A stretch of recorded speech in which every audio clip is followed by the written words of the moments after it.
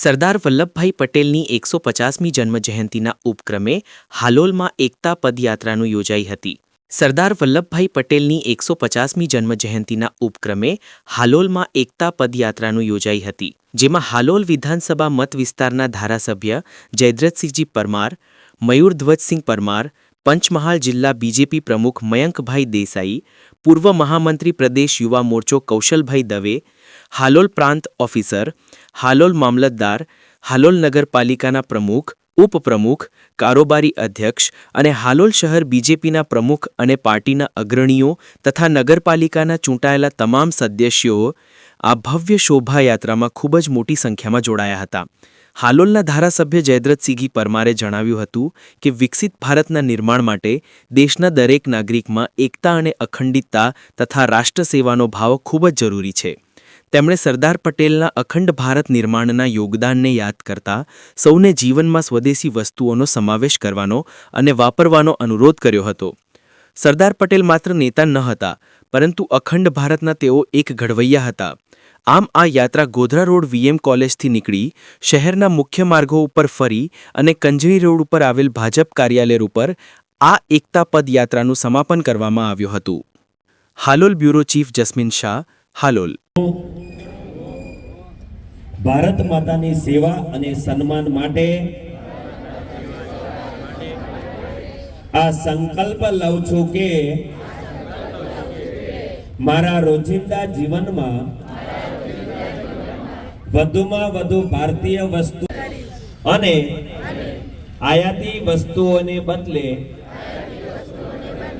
વૈકલ્પિક એવી સ્વદેશી ઘર, કાર્યસ્થળ અને સમાજમાં ભારતીય વસ્તુઓને સરદાર સાહેબ ને કોણ ના જાણે।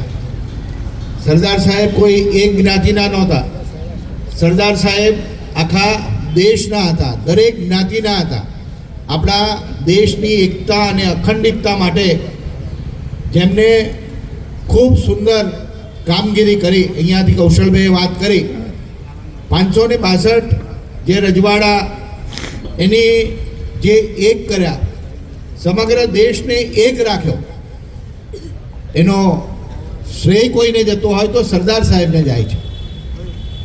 આપણે જાણીએ છીએ કે જ્યારે દેશ આઝાદ થયો ત્યારે સૌએ દેશની એકતા અને અખંડિતતાની જવાબદારી સરદાર સાહેબને આપી હતી। જમ્મુ કાશ્મીરની જવાબદારી નહેરુની હતી। સરદાર સાહેબે આખા દેશને એક રાખ્યો અને જમ્મુ કાશ્મીર જે નહેરુ પાસે હતું એ આપણને ખબર છે કે વર્ષો સુધી સળગતું રહ્યું અને આપણા દેશની એકતા અને અખંડિતતા માટે જે રીતે એકાદ બે રાજ્યોની અંદર જ્યાં આપણે ખબર છે ઇતિહાસ કે એક બે રાજ્યો પાકિસ્તાનમાં જવાની વાત કરતા હતા અને ત્યારે સરદાર સાહેબે એમાં જે લોકોને સમજૂતીથી આપણા દેશની અંદર આપણા દેશની સાથે જોડ્યા। આજે આપણો દેશ એક છે એ સરદાર સાહેબના લીધે આજે દેશની એકતા અને અખંડિતતા જળવાય છે। આજે આપણે જોઈએ તો જમ્મુ કાશ્મીરની અંદર દેશ આઝાદ થયો, એમને વિશેષ અધિકારો આપ્યા હતા। આપણા નરેન્દ્રભાઈ મોદી સાહેબ, આપણા અમિતભાઈ શાહ સાહેબે ત્યાં 370ની કલમ રદ કરી અને આજે એક આખા દેશને એક તાતણે બાંધ્યો।